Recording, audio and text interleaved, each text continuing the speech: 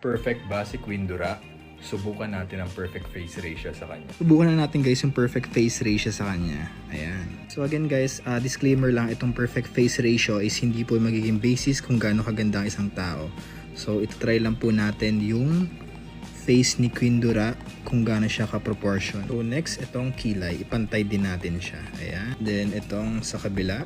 Itong eyes naman guys, medyo minimal lang yung adjustment na ginawa natin. Then dito sa part na to guys, so medyo challenging. So ibababa natin siya together with her lips. Then puliduhin natin siya para swak dun sa ratio natin.